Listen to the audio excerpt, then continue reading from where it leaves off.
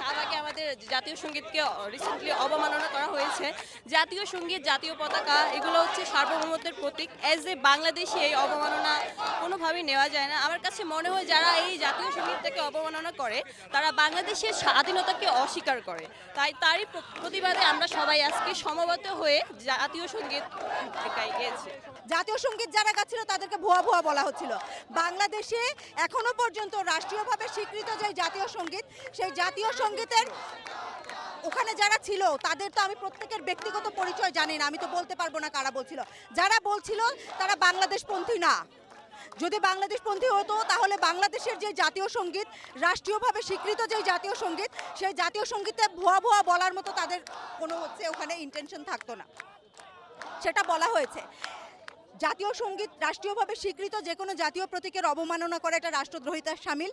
আমরা চাই না বাংলাদেশের মাটিতে দেশদ্রোহিতার যারা রাষ্ট্রদ্রোহিতা করে, বাংলাদেশের স্বীকৃত যে জাতীয় প্রতীকগুলো, জাতীয় পতাকা থেকে শুরু করে জাতীয় সঙ্গীত যেগুলোর অবমাননা করা হয়, এই অবমাননা বাংলাদেশের স্বাধীন বাংলাদেশের মাটিতে ৭১-এ এত লাখ লাখ শহীদের যে বাংলাদেশ রক্তের বিনিময়ে যে বাংলাদেশ পেয়েছি, এই বাংলাদেশের মাটিতে এই ধরনের অবমাননা আমরা আগে কখনো মানি না আর মানবও না।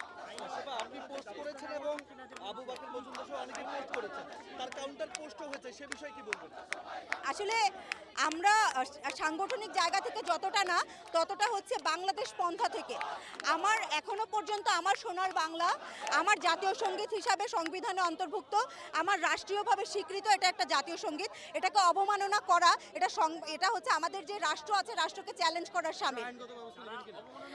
আইনগত আসলে সমস্যাটা হচ্ছে আপনি আইডেন্টিফাই করতে পারবেন না এখানে কে বলেছে। আপনি ব্যক্তিগতভাবে আপনি সবাইকে চেনেন না, কিন্তু ওখানে ভুয়া ভুয়া স্লোগান হয়েছে। এটা রাষ্ট্রের দায়িত্ব, যারা ওখানে ভুয়া ভুয়া স্লোগান দিয়েছে, জাতীয় সঙ্গীতকে অবমাননা করেছে, এটা রাষ্ট্রের দায়িত্ব। রাষ্ট্র এটাকে আইডেন্টিফাই করে শাস্তি প্রদান করুন। জি, বাংলাদেশের জাতীয় সঙ্গীত এবং বাংলাদেশের রাষ্ট্রের জন্মের সাথে জড়িত, অস্তিত্বের সাথে জড়িত এমন অনেক কিছুকে নানাবিধভাবে প্রশ্নবিদ্ধ করছে একটি মহল উদ্দেশ্য প্রণোদিতভাবে।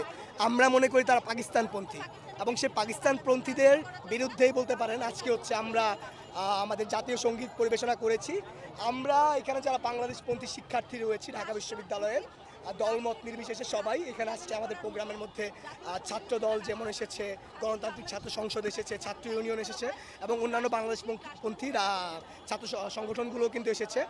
এই আয়োজনটি করেছিলেন 2018-19 সেশনে সাকিব বিশ্বাস ভাই। উনি ফেসবুকে একটা পোস্ট দেন, সেই পোস্টের মাধ্যমেই কিন্তু হচ্ছে আমরা এখানে এসে সমবেত হই। তো আমাদের হুঁশিয়ারি একটাই, যারা বাংলাদেশপন্থী না, যারা বাংলাদেশকে ধারণ করতে পারে না, তাদের বিরুদ্ধে আমরা যেমন আগে সোচ্চার ছিলাম, আমরা এখনও সোচ্চার থাকবো। কেননা আমরা মনে করি ৭১ এবং ২৪ একই সূত্রে গাঁথা। তো